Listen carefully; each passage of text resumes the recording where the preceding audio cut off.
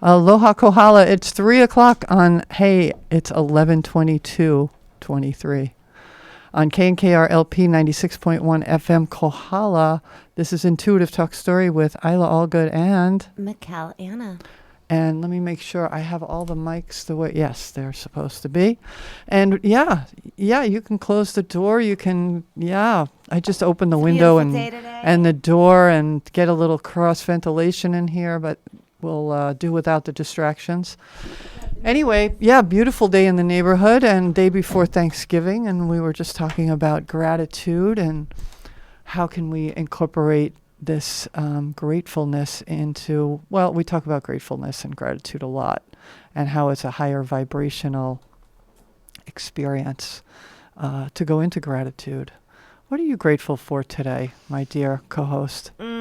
Gratitude. And Thanksgiving is this week. And, whether or not you buy into the holiday aspect of Thanksgiving, many people are focused on giving thanks this week. And I mean, why not give thanks every day?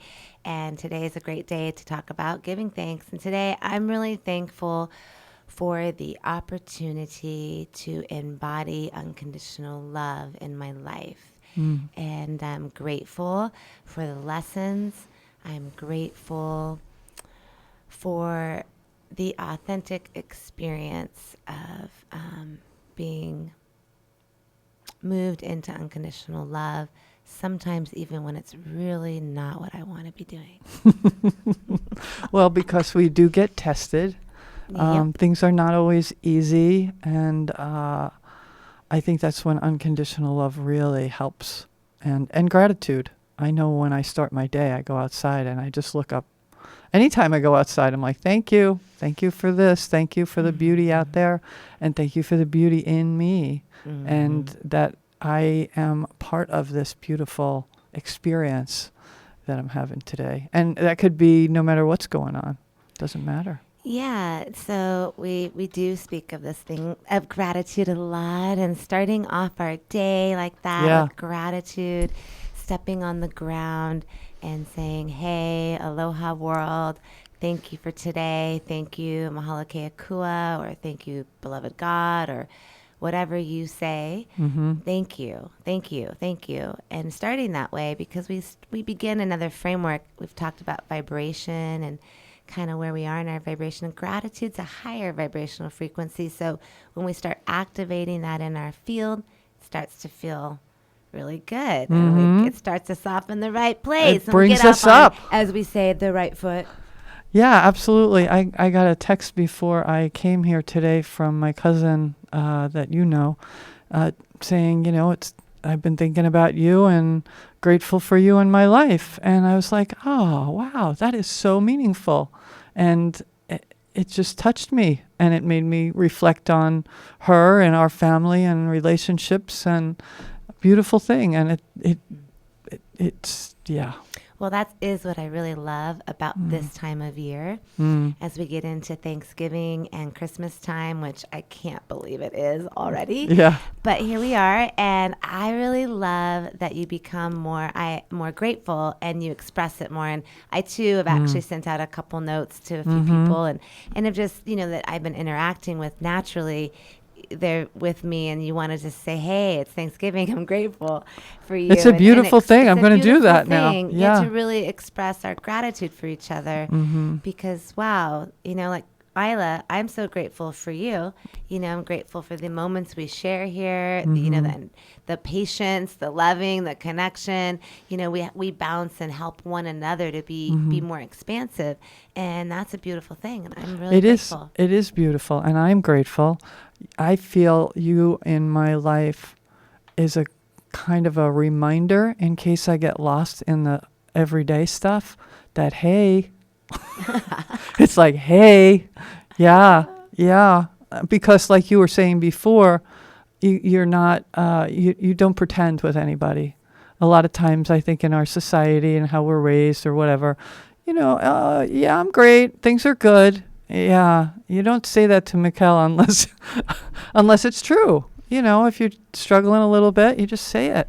And a lot of times we don't say that to one another because we don't want to be, negative Nelly but it's not about that. It's just being real. Let's be real with each other. Tell each other. You bring up such a great thing. We were talking about this actually a couple days ago. I've spoken about this with a couple people. This concept, I've heard this before too, like, oh, I don't want to be mean, or I don't want to hurt someone's feelings, I want to say something.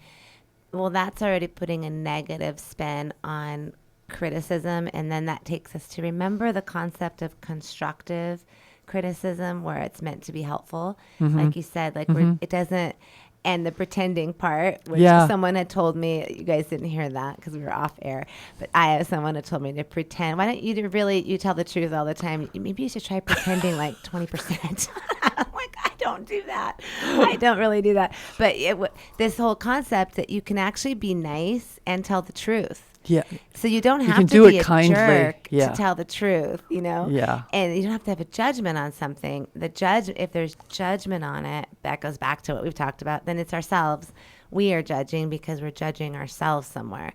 But if we're really just telling the truth, like, oh, hey, there was a space on the radio, guys, and you guys, there was a lull there, or, I'd really like to hear about blah, blah. I'd like that better than what you did last time. That's just telling us the truth. Well, that's the truth from one person based on their experience and their perspective. Their truth. Yeah, and we appreciate their truth, and we appreciate everyone's truth if we come from a neutral standpoint. It's when we take like a offense-defense gig going on, or take something personal. Don't take it personally. Back to that. If you take it personal, now we get into like reactive behavior, which then we're not taking constructive criticism. We're reacting to something. So in general, I feel it's like making these kind of flipping our script in general, that we live in a supportive community. Let's try thinking, what if we all flipped the script and went, you know what? I'm in a supportive community. I'm a supportive person. I'm supportive to my friends, to my family.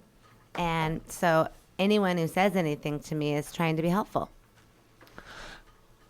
Right. If I just kind of go with that, I'm just saying, if you go with that. I think that's a good point. Leaping point. Now, when you come to me, let's say we're working outside and you're like, Michál, did you leave this over here? I don't want it over here. And I don't have to go, oh, well, gosh, Eila.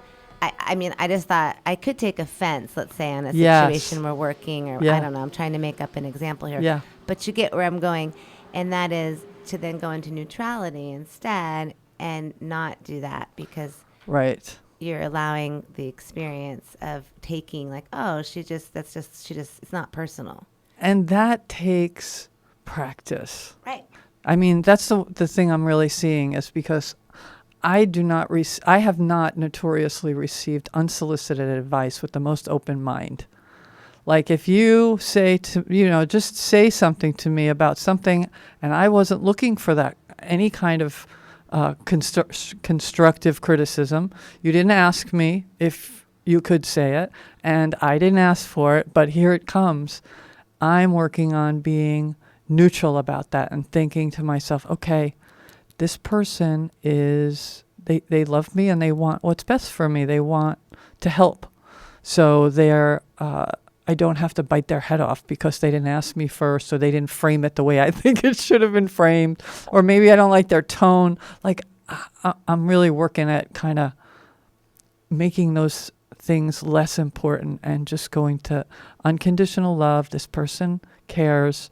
Let me just give them space to express themselves and not take it personally. Oh my God. Yeah, it's a deep practice. And there's two things you brought up there. Let's say if it's you and I having that discussion, and I just gave you unsolicited advice, which I could definitely You might do that. I might definitely do that. I'm working at not doing that. But yeah, but we do it. But we do it, and because you want to help. You're just like, oh, I want to help, and even they haven't asked, but I'd love to help. I love helping. I just want you to succeed. I just want to help. I just want to make things better. Anyway, let's say I do that, and you don't want to hear it. Then you are able to then say, hey, Michál, I actually don't appreciate that. I would really prefer that you ask my permission. So there's two things. Right. She gets to practice being neutral because that's her on your gig. That's your movie. Yeah. And then there's the relationship. Well, we're having a friendship here where then she does get to speak her needs that, hey, but that's actually not something that feels good for me. So I would appreciate if you'd be willing in the future to ask permission. Check in first. Check in with me if I'm open right then. Yeah, if I'm going to be able to receive it from you. Yeah. And then that's just another note for the actual agreement for the friendship or relationship. Right. So we have two things going on there. One is, so it's not like, well, so everyone can just, people do that a lot. Well, so they can just say whatever they want and I just have to take it. No, it means come into a place of neutrality no matter what's happening, because it is not personal. Bottom line, one. And then two, ask for what you need in relationships that you're in, no matter what they are. And if it's, I need permission, or I would like to be acknowledged, or I'd like you to say, one for me that comes up a lot, I don't appreciate if I say something like, oh, well, this is blue and da-da-da-da, and you say, but blah, blah, blah, blah, blah. Like negate what you say? Yeah, I don't like my... Dismissive. Yes. I don't like that. That hurts me. And so I appreciate when someone says something like, oh, I hear what you're saying, or, oh, I really feel that too. And when some sort of acknowledgement, some sort of like, I'm with you, some sort of, oh, you know what, I can really relate to, I love that, or that's really beautiful, something that just connects it and then reflects versus negating. And sometimes people use the word but just as they don't understand that. They don't understand that negated everything that they said before. Yeah. I heard what you said, but, and then you're just saying, I heard what you said and it wasn't good or it wasn't right or whatever. Yeah. So those are the nuances of our language. Correct. And so it's interesting how we use the power of our words to create with, because we're all also hearing language differently. I live with someone whose seventh language is English. So oh gosh, how many other languages is he thinking before he says what he's going to say to you? Right? I don't know. I mean, he actually thinks in English. I think does quite a bit. He's been so long, but he's pretty huge grasp on the language. But at the same time, it's still your seventh language. I don't know what it's like because I'm not in his head. You don't have that experience. I'm not doing that. Yeah. But I can only imagine. But just nuances like a word sometimes might mean something different. When you're studying a language, you really learn the formality of the word. Very formal. In English, a lot, native speakers were very sloppy with how we speak. And we say a lot of metaphors. Yeah. That kind of don't mean anything, like Simple Simon. I don't know. Yeah. I know. That? People who haven't grown up in, well, that's true with I think I'm getting off track, but even with different eras, I was grew up in the 60s and 70s. Somebody who grew up in the 90s, they might not have the references that I have. Like I catch that sometimes if I'm watching a program. They'll reference something from the 1960s, and I'm like, how many people are going to get that in your audience? Like, so that's to all say that everyone is coming from such a different perspective and movie, and you have to remember that. Often I feel like people think that the people they're talking to understand the same things they understand. Like we all share the same movie, don't we? We all know about the stuff I know about. Right. No, none of you know about the same things. You all know about different things. So if you know that, then you actually, again, go back to being curious. You become curious, ask questions. You're grateful you get to have a conversation with so-and-so because it's actually a window into a completely different reality. And wow, how interesting is that? And the way I really like to think of that is it's all one, and everyone is an aspect of the infinite God, source, energy. So we're all just, in essence, a piece of God having an experience. And so it's like finding out what's it like to be that part of God. Like like we're all, it's been one big rainbow, and I've got a lot of blue and green and yellow, maybe just a little bit of red, a little bit of orange, but so-and-so's got a lot of orange.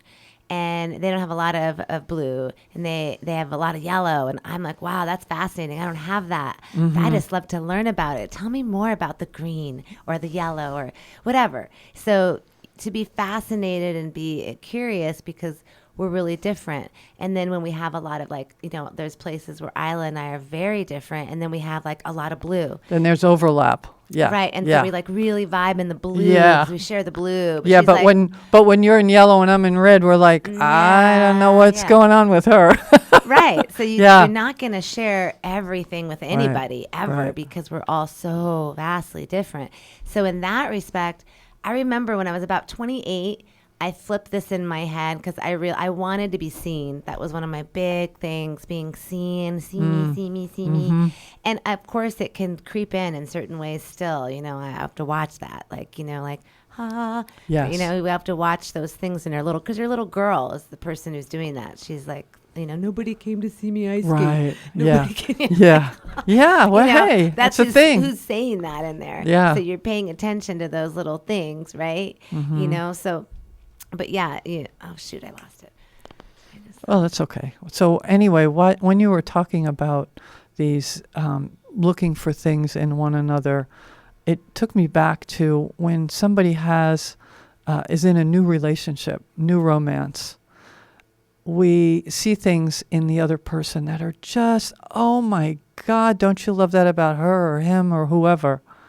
And then 10 years into the relationship, those things don't seem so charming anymore because there's, I don't know what it is actually. I have some thoughts on that. Yeah.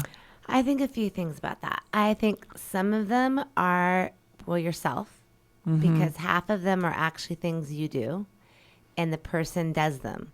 Because after time goes on, the person will, because the way the game works, how I describe it, the person will just will start to reflect your behaviors to you, right? So that you can see it. It's what happens. So part of it is just your own behaviors being reflected to you, and you don't like it. One. Second is the opposite thing we just talked about. We really appreciate that he has a lot of yellow. But then there's this wantingness. Well, I just want to be with someone like me who's all in blue. Yeah. Now, it's a lot of... Can't you be more blue? It's a lot of work being with someone who's all yellow and I'm all out of blue. I mean, I love what you're saying, but God, I want to do blue. See, so there's a little bit of that. Yes. So it becomes an acceptance that goes on. We have to really deeply accept one another for our talents and our gifts.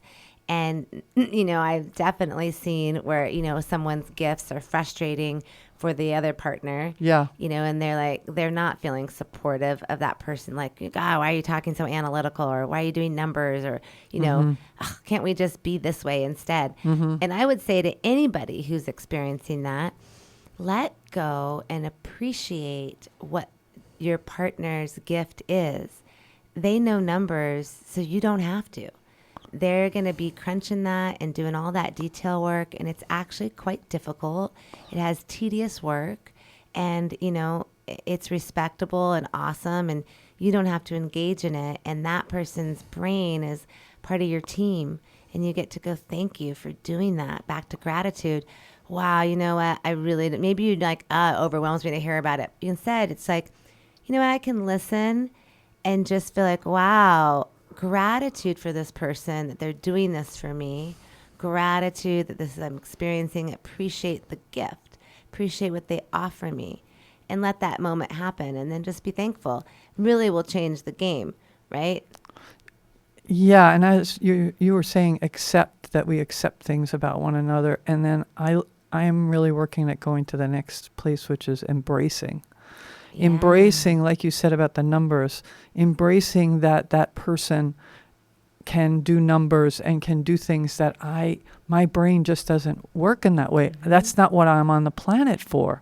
We're all here for different reasons. So if I just hang out with someone who's like 90% like me, what's that going to do? Like, maybe that's fun for a little bit just to get some chat about something, but the living through and working through and having experiences is much more interesting to me, to look at somebody who's got so many different ways of thinking and being and moving through the world. It's like, oh, okay, mine isn't right and theirs isn't right. It's just right for them and mine's right for me. And we're in this movie together. And I get to practice unconditional love because that behavior that I'm seeing is really annoying me. And why is it annoying me? And I get to look at that right now. And you know what? It is harder to be with someone who's not like you. You know, you have to like face a lot of things. Like, ooh, for me, patience, always patience.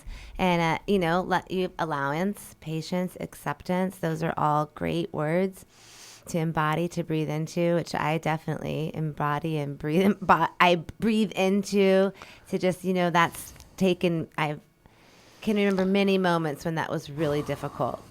Having to take a breath? No, breathing into a moment of allowance or acceptance, you know, and just letting go of that, you know, wanting it to be something other than it is, which is a desire, and it has attachment. So that kind of brings in those feelings. That's a lower vibe too. Which is a lower vibration. And Sure. I remember feeling those things and feeling like the angst that goes with that. Like, I just want it to be, you know, and so letting go, that's kind of comes back to, you know, why we go into gratitude.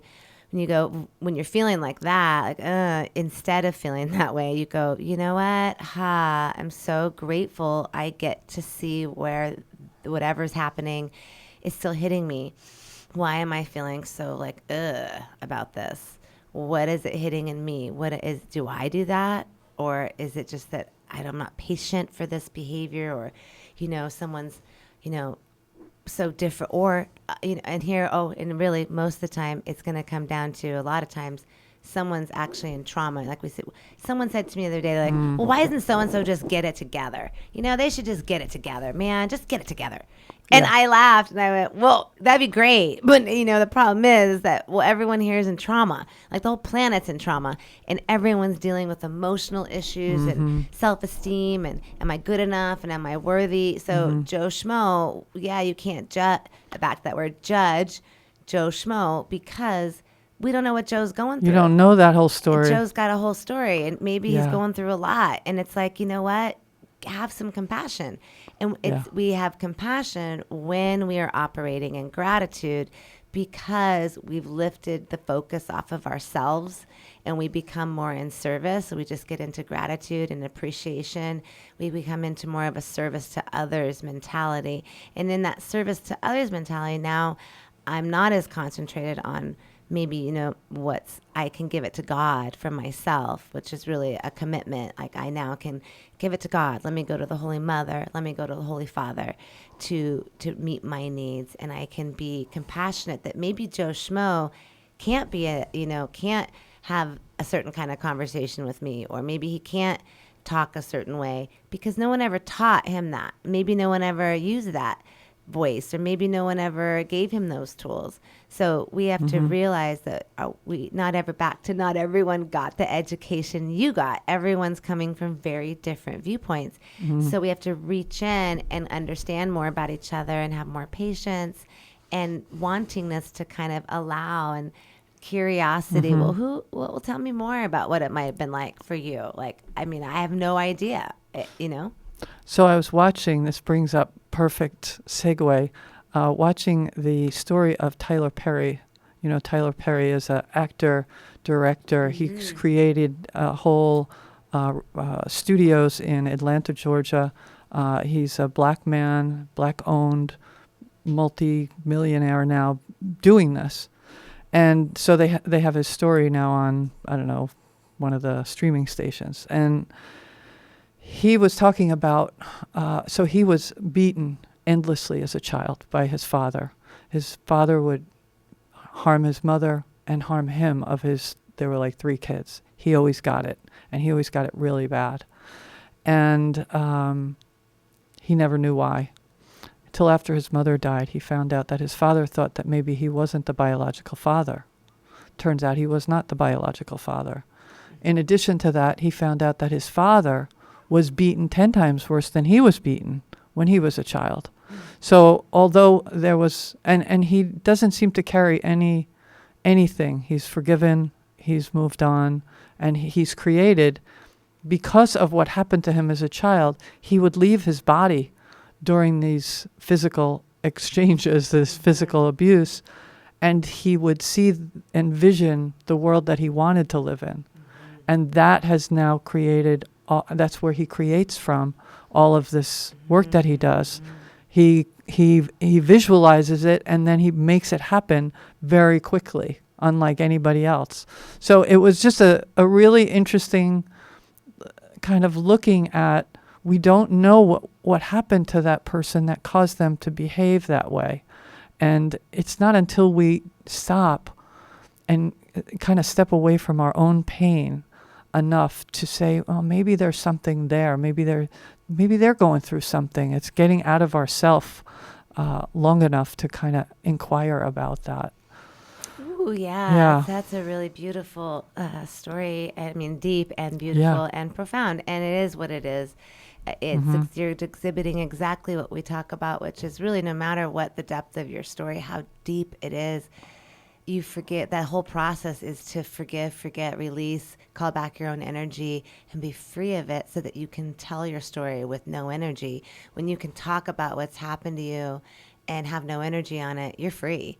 You're like, right. It could be somebody else's story. It's like just telling them. Got nothing. Yeah. Got nothing. It's just a story. Right. It's a story, and that is what everything is. Just a story, and a lot of it is about we coming into that place. And I love that he described the unity field, really the field of creation. He went into love, like left his body. I'm not in that reality, and created there, and then did work to forgive. And to move into another framework, to meet his higher self in that place, in his whole beingness, which is what a lot of us are really, it's like we come in, we all have this infinite capacity, but we get beat down by this place. And we have to go through a series of tests, and it's like, oh, no, you're going to come into the earth, bam, bang, gang, gang, gang. And then you have to peel it all off to remember you're like a divine, beautiful child of the infinite. And that's what we're doing, is peeling off those things to remember that. So getting in here is not easy. And to remember to surround yourself and to engage with people who continue to champion you to be the best version of yourself, rather than spending a lot of time with the naysayers, the people who say, oh, you can't do that. That's never going to happen. And granted, people are going to say that no matter where we are and what we do, but we don't have to keep hanging out with those people. We need the people in our life who say, you can do anything. Yeah, and that brings kind of, just making choices that serve your life and knowing you're in charge of your reality. That I'm in charge of my reality. I'm in charge of this vessel. Nothing has power over me. I get to choose to embody unconditional love. I am worthy of unconditional love. And I get to decide who's in my life, who's in my framework, and then give thanks and praise. And the unconditional love really needs to start with you, with me. And that's the only place it can, because there's nobody out there. There's nobody out there. But I think a lot of people, particularly when it comes to being in service, some of us maybe have done that as a way to not deal with our own stuff. It's easier for me to be kind to you than to be kind to myself. And it's not all conscious. It's not like we sit there thinking about that. It could have been part of how you grew up. Well, it depends on your programming. If you were with like a program where, well, come on, Eila, you're a do-gooder, like you're not going to leave someone hanging. Some people were programmed with all sorts of things, like you better do a good job, or maybe you better help somebody, or be nice to strangers. My grandma used to be like, they could be fighting, and someone rings the doorbell. Oh, hello there. Hi, how you? Come on in. Yeah, how's it going? Yeah. It's like they don't, Oh, yeah. My Grammy did that. My grandmother was like, I had a grandmother who was screaming in the house with family. And then I remember she used to like to go to the mall to walk around. This was when she's in her 70s and 80s and 90s. And because she was an extrovert, she needed to go out. So I went with her somewhere. And the sales ladies all knew her. Oh, Sally, how are you? And oh my God, it was like honey was coming out of her mouth. I'm like, oh my God, who is this person? She screams and slams doors at home, but what is that? And it taught me a lot, actually. First of all, it taught me there was much more to grandma than what I was seeing. And there's much more to all of us than that, maybe how we see them. The other part I think of that is we all take liberty with people that we have unconditional love relationships with. Mother, father, brother, sister, for sure. They're your family. You know, how many have you ever, I mean, mother, father, brother, have you ever said screw you, or, you know, I hate you, whatever, which you get away with because, well, you're family. There's an unconditional love relationship. You know they're going to, especially the ones, forgive you. Especially the ones you know are going to be there. They love you enough. So like with my partner, if I do that, or my brother, yeah, I can get away with that. If I do that to you, you might never talk to me again. See, I would. I mean, well, you know what I mean. Or now that I'm warned. But let's say if yes, I know what you mean. In a situation like we can get away with things because we're like family. You know, you have history. You have a long time together, and it's not going to disappear. Right. Exactly. Yeah. And so we also, if we're wounded, we don't mean to, but our little boy or little girl is going to come out. And this comes back to relationship being in the mirrors. It's going to come out with our partnerships because that's your most intimate relationship. So if you didn't feel like you got your needs met as a child, it's going to feel like that in your current relationship unless you heal it. You know, if you felt like, I'm never understood, or you never listened to me, or no one lets me talk, or, you're making fun of me, you're going to feel that in your relationship because we're still running the programs from our childhood.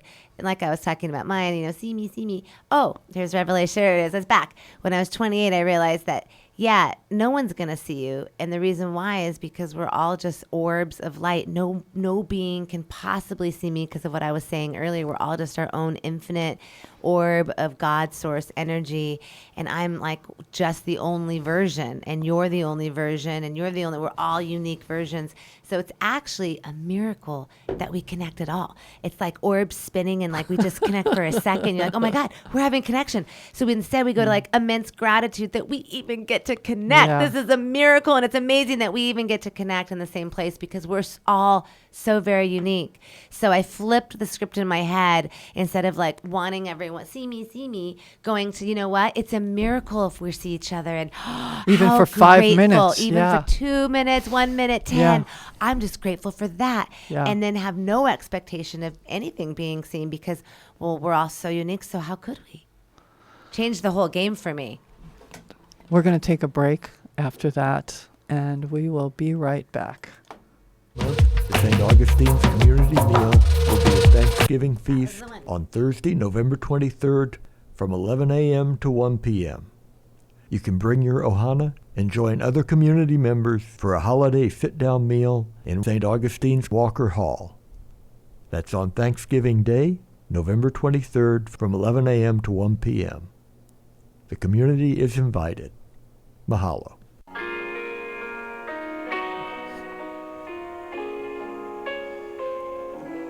Because of you, there's a song in my heart. That's right, Kohala. There is a song in my heart, and it's thanks to KNKR. I love doing my show, Women's Voices. Please tune in every Wednesday from 4 to 6 p.m. You can catch it on your radio at 96.1, or you can go stream it at knkr.org. Because of you, the sun will shine. The moon and stars will make you mine.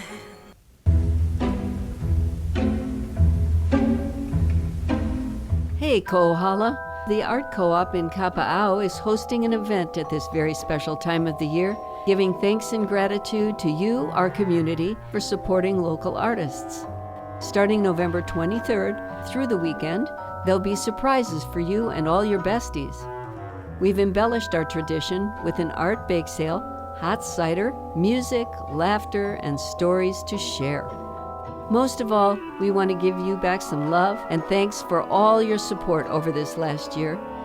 We've extended our hours through January 1st from 10 to 5. Share the gift of art this holiday season.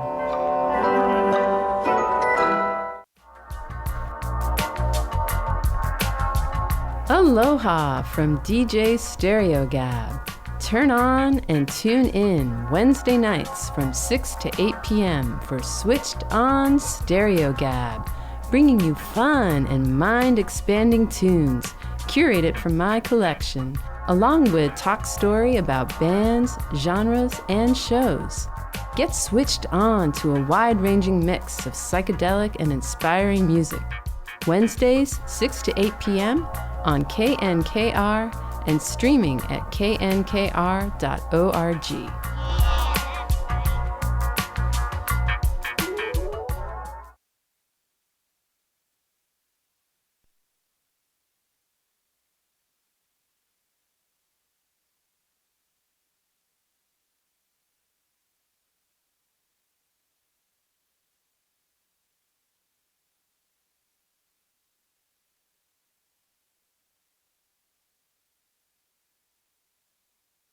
All right, let's come back. I don't know what happened to that. And we are back here at KNKRLP 96.1 FM Kohala.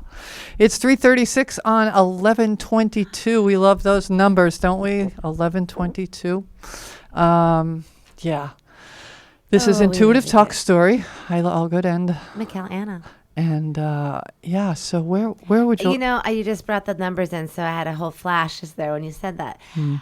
Two things. This is my grandpa's birthday, although he's passed to the other side of the veil, but in remembrance of Mark Alvarado, who has given me so much in this lifetime. I am so dearly grateful. Thank you, thank you, thank you. And then 11, you mentioned the 11 and the power of that. I had the pleasure of doing a love ceremony as I'm a minister, and I was able to marry this beautiful couple a couple weeks ago on 11/11. Yeah. And what I put in there around that was around the 11 being around what is the 11? The 11 is our own internal oneness, like the oneness of our infinite sacred feminine and the oneness of our sacred masculine coming together to create the 11, the two empowered wholes within ourself that come into sacred harmony and sacred harmonic union.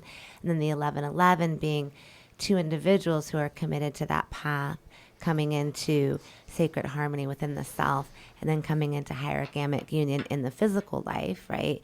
Then creates more than ourselves, two wholes coming together, two whole circles creates that third circle. And then you think of it being, you know, more than the sum of its parts. And also brings us into the tri-wave, which I always love to just put out there in the tri-wave system, which is really where we are right now. We're in this triple sun, triple solar energies that are coming in really as things are shifting out of a lunar matrix and more of a solar matrix. So just breathe into the 3, the 11s, the 2s, the 22s, whatever you like. But anyway, 11. Yeah, well, you know, when you say that about the 1 and the 1, I feel it's just true again and again, you know, doing things in group and as a team. I'm looking at that more these days. It's like having more of a team mentality, because I've been kind of a solo performer for a long time in my own mind. Maybe it didn't look like that to other people, but it was like, I got it. I can do it myself. I don't need any help.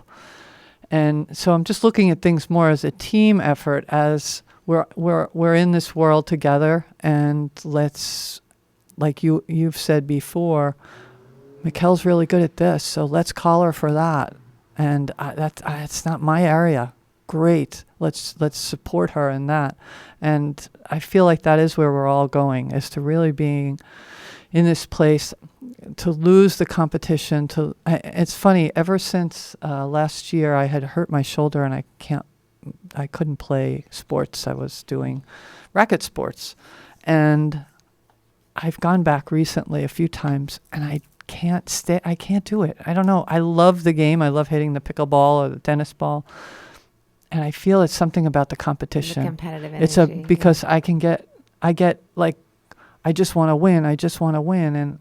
And then I hurt myself because I just want to win. And it's the nature of the game. It's the nature of playing these games. These are how we're taught. You're taught to play to win. And I feel like maybe I'm just taking a break from that idea of somebody wins and somebody loses. Well, yeah, totally. Today I was having a conversation with a friend of mine. We were talking about hierarchy, and kind of it's a similar thing because it's duality. And so in the framework of the two, which is kind of what that is, we sit in competition because there's a like this or that. There's a and or. There's a good and evil. There's a loser winner. Yeah. We're in a dual system, so that perpetuates a dualistic thinking. And if you, it's really easy to get into a hierarchical thinking real fast. You can catch yourself like, well, they know more than they're better than me, or they don't blah blah whatever. You catch yourself. Oop, went to hierarchy. Oop. Hierarchy, now we're in duality again. So the whole kind of all the teachings that I'm perpetuating are really on the framework of unity and the framework of moving out of a dualistic system, but moving into a trinity system, a tri-wave system, one where we really are operating from love as our foundation, unconditional love, meaning that in essence, I am committed to serve my source, not of my will, but divine will. And so in that framework, we're moving out of this dual system where we are in pain and trauma and all these things, and birthing into this higher framework of seeing everything from a bigger perspective. Mm-hmm. Like we don't have to pick this or that. We can realize both are actually true. Mm-hmm. Oftentimes, all of them are true. Like more than one thing can be true at once because, as we said, everyone's having their own reality. Right. So what applies to Eila doesn't actually apply to me the same way. Right. When I was 24, I walked into Taco, restaurant, and it was opening when we were opening our restaurant over here, Hula Laws, if any of you remember that restaurant. But they said, at the time, this is 25 years ago, okay, they said, there's no way you can open a restaurant for less than $65,000. Mm-hmm. We walked out of there. I looked at my business partner. I said, we're going to do it for 20. Mm-hmm. Don't listen to that. Mm-hmm. So it's all about what you believe. It's all about your perceptions. And we did. So it's all about what you think, what you perceive, how how you're going to buy in. And that is the things we talk about every week. Trusting yourself and going to God and trusting innate source so that we can make clear decisions and really trust our own path and know that everyone else is on their journey, trusting their own path. Right. I was just having this conversation with my son Montana yesterday. We're talking about, he said he feels that when he really wants something, he will do everything he needs to do to manifest it, make it happen. And then like 5 minutes before that, he told me how he didn't get this job. And I said, if you believe that you can get anything you want, and yet you say the job was not meant to be, do you think maybe you really didn't want the job? And he's like, yeah, no, I really didn't want to be working 60 hours a week, and that's what it would have taken, and it would have been a lot of money, but I didn't really want to do that. That's not what I want to be doing. So I said it wasn't really necessarily, it wasn't meant to be. It was that you didn't want it to be, even though it looked kind of pretty on the outside, mm-hmm. and it reminded you of things you've done. It wasn't what you wanted to do now. And I think when we use terms like it wasn't meant to be, or if and I do this, so I'm calling myself out. It's, the universe is just not supporting this right now. It's like, well, look at that a little deeper. I want to look at that more deeply than just kind of blaming it on the universe, and passing it off to somebody else. It's like, well, maybe it's just more about what I don't want or I want, and it's on a deeper level than I'm conscious of. Mm-hmm. We're not always conscious of everything we're doing. We're so, not. So becoming a little bit more conscious of our how we're perceiving things that are happening in our life.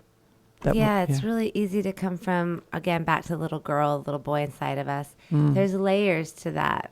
We get through many things like, I don't feel traumatized about certain things, mm-hmm. but it's not to say I don't feel anything. Like I don't feel trauma. I can tell the story, but maybe there's still a moment, I feel like, gosh darn it, I'd sure like, or whatever, Mm-hmm. You might feel you're going to feel something at some point. We're humans, and we have we have needs, we have feelings, we have Christic hearts. We want to be seen and valued. And if someone is not in their highest self experiencing joy, and they're mean or not nice or or whatever to you, and you're feeling a lot of joy, unless you're sitting in your shields, you're probably going to feel bad. So that's why we talk about tools too, because we're not all in the same place, and it's wherever we are, we want to kind of keep our energy to ourselves, so to speak, and allow everyone the freedom to have their reality as much as we allow ourselves to have the reality we would like to have. So it's being respectful. Actually, energy management is respectful for everybody. Yeah, I think so. I was watching a clip of somebody doing a TED Talk, and she was talking about, I never heard someone come from this perspective, that her husband, like in a short period of time, she went through a lot of trauma. This died, that died, the other thing died, this one died, that one. And now it's years later, and as she's talking the story, she's like, people would say to her, "You've moved beyond it." And she said, "No, I'll never move beyond it. It's always part of me. I am doing other things in my life." She remarried, she had other kids, blah, blah, blah. There was something about negating the experience by kind of dismissing and saying, I'm over it, versus honoring that it's always part of you, whatever the experience is. And we move into other things in our life, that we're not robots. It's not like, I've done with that, that's over, and now I'm here. I just feel like all of my life is happening right now, any part of it. That has brought up kind of a flash of like something that I feel like might be helpful for anyone. Kind of those things we wish would just go away. You're like, because you said I'm over it. Anything that we're like, I'm over it. I'm just so over it. I wish it would stop that feeling. It goes to what Eila said in the beginning. I'm working on embracing, because embrace is really the only way out of that. Everything we want to be so over, the more we're over it, the flippin' harder it gets. The flippin' more it's like, bleh. We only can get rid of it by loving it, by embracing it, by breathing into the experience of it, like accepting what is in front of you. Like, that's just what it is. It doesn't mean you have to live with it per se, but you necessarily could accept it. Let's say it's, there's many examples, but you could accept something in your partnership that you just accept of someone, and maybe you continue forward like, yay, thank you. I really just got into acceptance that, back to the numbers, you do numbers, and thank you. I'm going to gratitude, and that's cool. I can actually listen to that for 5 minutes. It's not going to kill me. What? No big deal. No big deal. Right? There's that kind of thing. And then on the other side, there might be something, if you're in a negative situation, it's actually damaging for you. It's hurtful. It's harmful. It's not helping your spirit. Someone's yelling at you. Someone's not being nice to you. There's the point of getting to neutrality of like, hey, I'm neutral. But there's also asking for your needs, like we talked about. And then there might be, like, if you're in a really unhealthy situation or a friendship or a partnership that's abusive or unhealthy, then there's making shifts, like going, yeah, I don't actually have to do this. I can do something different. So we do the inner work in ourselves, but there are circumstances where physical, distance, action or distance is required. So Yeah. just, feel into that wherever you are. But first and foremost, if you're in a harmful situation, you definitely have to change it. Yes. Bottom line. Yes. Go to a family member's. Yeah. Change the situation. Get away from that so you can get clarity. Yeah. And see what's going on. Yeah. But other than that, you can go into your own knowingness if it's just a normal, like, my mom's on my nerves kind of thing. Or my grandma, if she'd stop, or my auntie, it's no, just let her talk, give thanks, breathe, and whatever's going on with you, look at it and accept it and take responsibility for your own part. And then just love and embrace them wherever they are, and get into acceptance of yourself and of someone else. Well, and you can be curious, like, why is this person in my life? And why do I let it bother me so much? Or why does it bother me so much? And what can you do about it? I mean, I know I didn't have the consciousness to do that when I was young. No, it can and be maybe difficult. I hope the young people are more conscious. They are. I have a lot of young friends who are awesome and super amazing sea stars, beautiful star seeds, and beautiful people who are just growing and learning. A lot of hungry, there's every kind out there. Let's say that. Yeah. But I feel blessed to know some really activated young people who I think are amazing. And I also, when you were talking about that, the somebody giving somebody grief and having a hard time, I remember wanting the approval of family members, whether it was my mom, my dad, aunties, uncles, whoever. I wanted everybody's approval, and I didn't understand that at 10, 15, 20 years old, that's what I was looking for. So for me, I needed, especially on the strong personalities in my life, I needed to create space from that person so I could develop without always wanting that approval. And that is a process. And it is. I did that with my dad. I mean, I always wanted to be seen. See me, Dad. Every time I saw my dad, I'm trying to get that need met. Yeah. Am I worthy? Am I worthy? Am I good enough? And I'm playing that out because it's programming and wound connected to when I was little. And it took me years to work that out. I mean, it was like every trip I went, of course, there was good moments and bad moments, Yeah. but I was working through that stuff all the time in some form. Until I was done with it, and then it was like, that's so great. it's so yeah. Geez, that was a long. But that was a long road. I though. had that with my dad too, and just for years, I always felt he never really could have done enough for me to feel like, he really loves me. I don't know that he ever could fill that.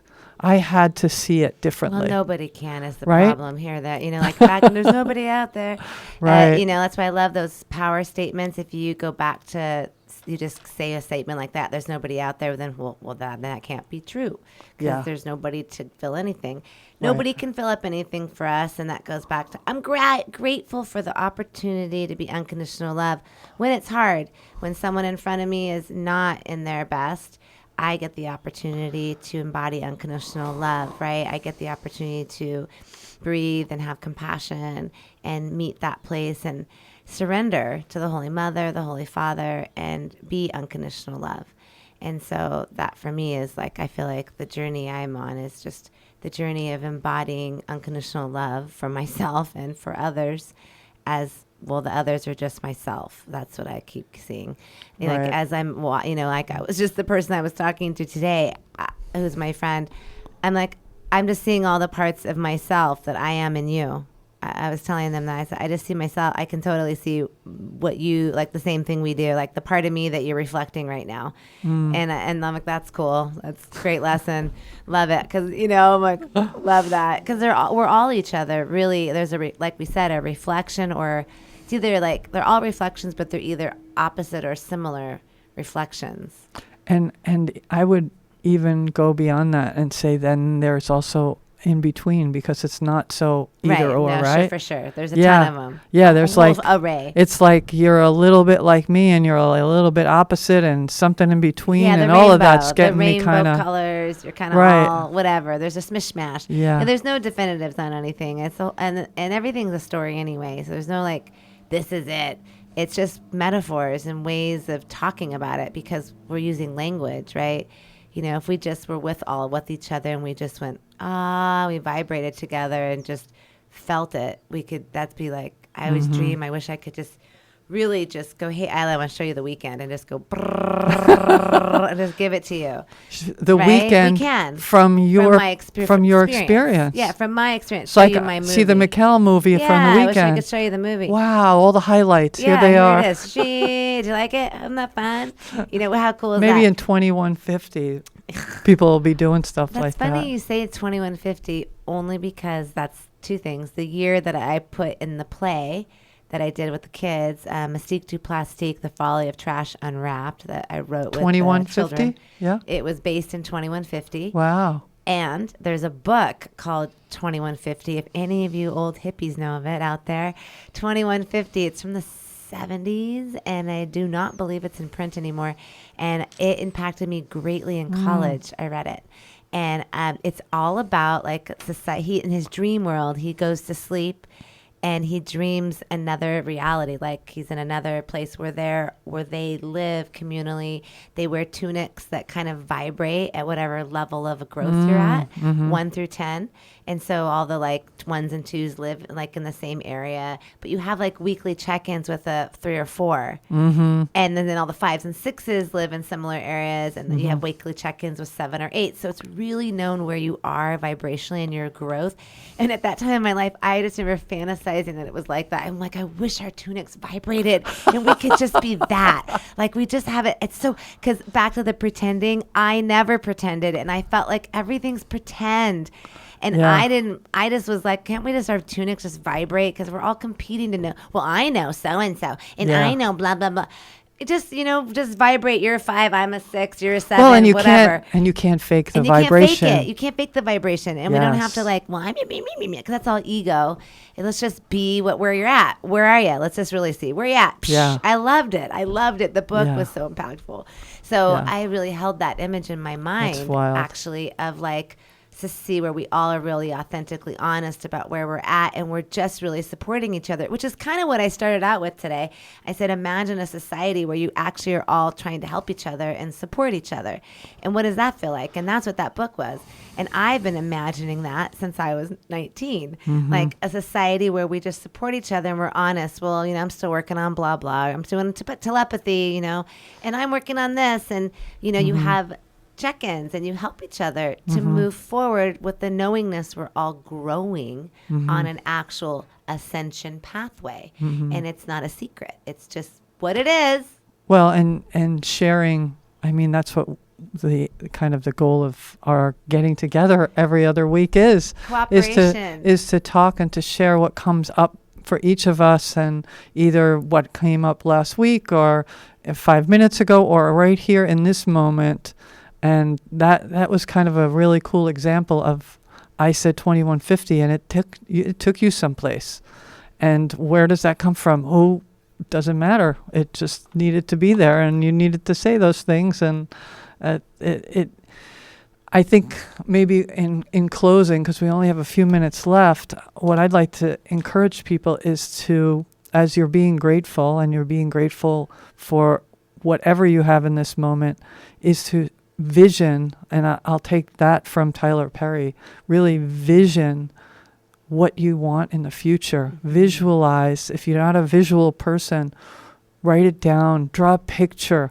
Like you were saying about the tunics. Oh, I saw this movie, and what did you like in the movie? Oh, I liked the tunics, but I didn't like this. Okay. Pick what you like. Pick what you like. The best of everything. And then open yourself to ideas, because your higher self is connected to everything, and start bringing those in, because don't be bogged down by what's actually happening. Let's say you work at the gas station. You don't, in your vision, forget the gas station, just like go beyond where you are.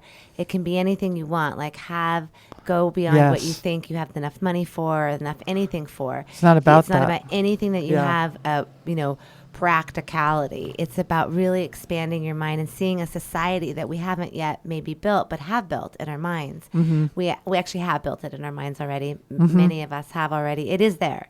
So it's tapping into that vision of this community, and that will raise your frequency. That just taking yourself into that kind of fantastic visualization place of possibilities in the future. And getting to the round table, like you were talking about, and I say all the time, the round table of this is cooperative. Yeah. We're moving into a cooperative, supportive society, one where we are able to share the truth and authenticity with each other, and it's not to slam you or make fun of you or do anything other than one-upping. Support. Yeah. It's more about helping each other, because we live in this open source, authentic, no pretend society. That's the vision I hold. Yeah, that's a beautiful place to be. So we want to give thanks and praise. And all of you out there for listening. Thank you, thank you, thank you. We love you, and may your families and you all be blessed at this time, and